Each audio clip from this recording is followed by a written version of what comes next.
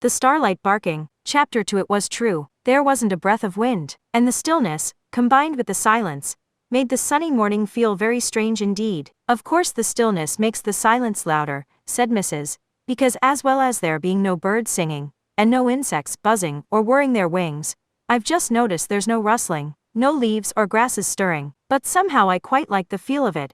And I like the way I feel. Most unusually light. Perhaps that's because you haven't had any breakfast, said Pongo. I should have found you some biscuits. I couldn't have eaten a mouthful. Oh, that doesn't mean that I'm ill. I'm just unhungry. Dear Mrs. That's a world's record, said Pongo. Mrs. smiled. Her good appetite was a family joke. What's more, I can't imagine being hungry. And I suddenly know something. When all the dogs at Hell Hall wake up, they won't be hungry either. You can't be sure of that just because you're not hungry. Well, if I can't imagine myself being hungry, I can't imagine their being hungry, can I? Anyway, they won't be. Are you hungry, Pongo? Well, no. But that may be because I'm anxious. I'm not. I'm puzzled, of course. But that's interesting. And I suppose I'm excited. I know how I feel. Do you remember when you persuaded me to try the water chute? There I was, at the top of the chute, looking down at the pond. I wasn't exactly frightened, because you were there and the dearlies were standing by and, anyway, I can swim. But I did feel, well, just as I feel now, and it's really quite pleasant. And talking of swimming, how easy it is to run this morning. More like swimming through air. Now that you mention it, Pongo realized that he was, indeed, moving with great ease, but he had too much on his mind to enjoy it, for as well as being anxious about the mysterious sleeping, he was so afraid he might not be equal to, well, whatever he had to be equal to. Just then, Mrs. saw 2 horses asleep in a field, and said cheerfully, breathing nicely, aren't they? Then she suddenly stopped running. Oh, Pongo, look! Curled up in a grassy nest was a sleeping mouse. Pongo said hastily, Mrs. dear, I wouldn't. For Mrs. was a famous mouse chaser. She looked at him haughtily. I wouldn't dream of pouncing on the poor little creature. It's only when they run that they're so tempting. Mice shouldn't imitate toys. The farm was now in sight and, as Pongo and Mrs. drew near to it, they at last saw someone who wasn't asleep. The old English sheepdog came running to meet them, at a surprising speed for such a large, elderly dog, large even under his enormously thick, woolly coat, who was often a little short of breath. In the days when he had helped to rescue the Dalmatian puppies he had been a colonel. Afterwards, with every justification, he had made himself a general. He had always remained on the friendliest terms with Pongo and Mrs. and often visited Hell Hall. Now he said, I was coming to see you. Oh, my dear young friends, I'm afraid the fact that you're here means that you, also, are faced with a dangerous situation. Then your humans are unwakeable too? Said Pongo. All of them, including my dear young Tommy, who's usually so very wide awake. But it isn't only the humans who are asleep. Come and see for yourselves. The general led the way. They saw sleeping ducks around the pond, sleeping hens in their pen, sleeping pigeons in their dovecote up in the gable of the barn. A gentle snoring came from the pig sty, and no sound whatever from the cowshed. Mrs. at once went to make sure that all cows were breathing satisfactorily. She had loved them ever since that night when they had given drinks of warm milk to the hungry, rescued puppies. And I've been to my sheep in the meadow, said the general. I couldn't make the slightest impression on them. Now come and look at my poor Mrs. Willow. Pongo and Mrs. followed him into the kitchen. The tabby lay in her basket, utterly asleep. Never before has she let me down, said the general. As you know, I think of her more as a dog than a cat. I still can't quite believe. He kicked the basket and said in a very military voice, Wake up, Major. Then he added tenderly, Puss please. But the tabby cat went on sleeping. Pongo said, It's been worse for you than for Mrs. and me, General. We had Prince and Perdita to talk to. You've had no one, for the sheepdog was the only dog at the farm. Well, I'll admit I was pretty thankful to see you too. Not that I allowed myself to get too alarmed. Once I saw that all humans and all creatures look perfectly healthy. The general then turned to Mrs. Still, I'd like a female opinion on young Tommy. They went along to Tommy's room. Though he was still young enough to sleep in his small painted bed, he now thought himself too old to play with the little blue card he had once lent to help the Dalmatian puppies get back to London. But it was there, on top of the toy cupboard, and Mrs. gave it a grateful look. Then she assured the sheepdog that Tommy seemed particularly well, beautifully rosy cheeks, and magnificent breathing. Such an intelligent boy, said the general, glancing proudly at the books on the bedside table. Can he read already? Asked Pongo. Well, not the words, but he reads the pictures splendidly. He's particularly fond of something he calls science fiction. Don't understand it myself, of course. It seems very mysterious. So I've gathered from television, said Pongo. I'm sure Tommy would be extremely interested in this mysterious sleeping if he wasn't a mysterious sleeper himself. Hello, what's that? They all heard a high, shrill barking. Bless me, that's Cadpig, said Mrs. No, Mrs., said Pongo. Her barking couldn't carry all the way from London. Well, it's certainly some dog wanting something, said the sheepdog. Let's go outside. They ran out into the farmyard. The shrill barking continued, and now they could make out what was being barked, calling Pongo, Mrs., or the General. Good gracious, it is Cadpig, said Pongo, and he answered at the top of his bark, hearing you loud and clear. Where are you, my dear? At home, of course, barked Cadpig. At home? Do you mean you're back at Hell Hall? Certainly not, replied Cadpig, sounding a little bit grand. My home is at number 10, Downing Street. And now we must learn what had been happening to the smallest, prettiest and bossiest of the 15 puppies born to Pongo and Mrs. when they, like the Dearleys, had been young marrieds. A year or so before the story begins, Mr. Dearly, not for the first time, had been asked by the government to help it get out of debt. He had driven to London, and with him, under the seat, went Cadpig, who had heard him say where he was going. When he got out of the car at number 10 Downing Street,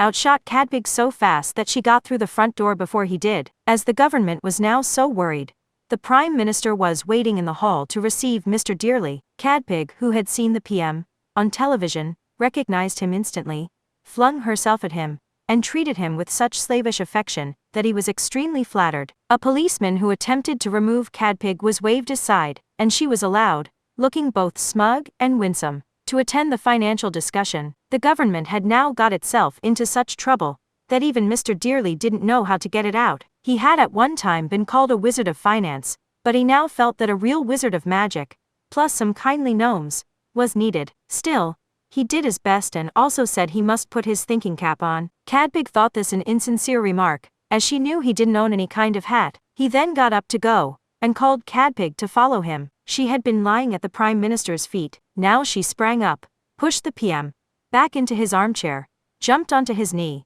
and hid her head inside his jacket. Mr. Dearly apologized for her, and said quite sternly, "Come on, Cadpig." She then tried to burrow into the Prime Minister's chest. Mr. Dearly took hold of her collar, and she then flung her paws around the Prime Minister's neck, kissing him and whimpering between kisses. Mr. Dearly, who knew that Cadpig was not a sentimental dog, was astonished at this quite mawkish behavior. But the Prime Minister was now much more than flattered. He was deeply touched. Tears sprang to his eyes. Nowadays he was so often criticized, and even bullied, so seldom treated kindly. He begged to be allowed to keep Cadpig, and Mr. Dearly, seeing that nothing but brute force would dislodge her, felt he must agree. Not long after this, the Prime Minister spoke on television. Cadpig had loved television since she was a tiny puppy, and longed to appear on it. Indeed, that was her main reason for coming to Downing Street. She had a little plan. Just before the Prime Minister finished his speech, she came out from behind a curtain, climbed up him, and showed him so much love that his popularity was enormously increased. The British nation said dogs always know. Since then she had been with him for all his television speeches, and she had taken to wrinkling her nose at the nation in a very fetching smile. She only did this at the end of his speech, so no one ever turned him off halfway through. She also eased the tension when very cross people came to see him, and, one way and another, she was a terrific success. Most members of the government hastily bought dogs, but none of these were as important as she was. And now it was this brilliant daughter who was calling her parents and the General, and it was her own bark they were hearing. Pongo was amazed. As a rule, conversation to London, over 60 miles away, had to be relayed by nearly 500 dogs. How well Pongo remembered this, from the time when the twilight barking chain had brought news of his stolen puppies. He said, "How on earth are you managing it, Cadpig? Is it some new invention?" "Never mind that now," said Cadpig. "Just tell me if things are the same with you as they are here. Everyone asleep but dogs?" "Every living creature," said Pongo. "It's happened all over England. I've had dozens of reports, and I think it may be worldwide. Not that I've been able to get in touch with dogs out of England yet, but I hope to soon." "How?" said Pongo. "You can't bark across the sea." "Not bark. Exactly, but well, I'm barking to you and you're barking to me. But I'm almost sure we're really reaching each other by thought waves. It's all part of the strangeness this morning, and I think I can extend my thought waves when I've had more practice. But all that matters now is that I want you and Mother to start for London at once." "My dear child, said Pongo, much honored. Of course we'll come. Unless just a minute, Cadpig. He turned to Mrs. and began to relay what Cadpig had said. Mrs. interrupted him. As a rule she had difficulty in catching everything said on long-distance barking. But today she had heard every word. I'm willing, Pongo, she said eagerly. You don't think we ought to keep guard over the dearlies? Prince and Perdita can do that. Of course they can, said Cadpig. She had heard what they said, although they had used low tones of bark. And I must have you here. Delegations of dogs are coming from all over England. I need Mother to help me on the social side, and you, Father, must advise me politically. You know as much about politics as I do, said Pongo. Probably much more by now, said Cadpig, who had never been famous for modesty. I really meant strategically. You were splendid at strategy when you saved us all from Cruella de Vil. I was helped by the general, said Pongo, sounding more modest than he felt. He was really puffed up with pride at his famous daughter's praise. Well, the general had better come to London too. But the general barked loudly. Sorry, but I can't leave Tommy and Mrs. Willow. Whoa, bother, said Cadpig. This is no time for personal loyalties. The fate of dogdom may be at stake. Still, you can advise me by thought waves, can't you? I doubt it, said the sheepdog. I'm much too bewildered. Well, who isn't? Said Cadpig. We've just got to be prepared for anything. Now, Father, I reckon it will take you and Mother a little over 2 hours to reach London. 2 hours, gasped Pongo. It took us over 2 days when we ran here from London to rescue you all, and we were younger then. But things are different now, said Cadpig. Now listen carefully. This morning, when I couldn't wake the Prime Minister, I was in a great hurry to get help. I dashed down the stairs at full speed, and wished I could go faster. And then I found I was going faster. I was skimming over the stairs without touching them, like flying, but my feet were only just off the ground. At first I thought I'd merely done a wonderful jump, but I've discovered that I can do it all the time. And so can all the dogs who've come to ask my advice. We've been practicing it up and down Downing Street. It's a sort of swoosh. You float on the air, and you can regulate your speed just by thinking about it. Do you understand? I understand what you're saying, said Pongo, but I can't imagine myself. But that's what you must do, Father. You must imagine yourself swooshing, and then you will swoosh. But I'm a very solid dog. Whoa, good gracious. Pongo broke off, staring in astonishment. Mrs. was swooshing around the farmyard. I can do it. I can do it, she cried triumphantly. And now the sheepdog was swooshing too. Try it, Father, commanded Cadpig. Well, if the burly general could swoosh. Pongo launched himself forward, and only managed to jump. You're over-anxious, said the general. Take it calmly. Pongo took it calmly, but only managed a calm jump. Mrs., swooshing past him gracefully, called, Remember that hovercraft we saw on television? Imagine yourself a hovercraft, Pongo. Pongo vividly remembered the hovercraft. He thought of it skimming over the waves, just above the waves. And then, he found himself skimming over the land. It felt delightful, no effort at all. He increased his speed and soon outdistanced Mrs. and the general. Mrs. barked to Cadpig. Your father's a magnificent swoosher now. Nothing to it, really, said Pongo. What do you reckon our top speed is, Cadpig? The Minister of Transport's dog has been timing us. She thinks we can do about 30 miles an hour, and she says that should be our speed limit. I've agreed. It's best to humor her. She's doing a very good job.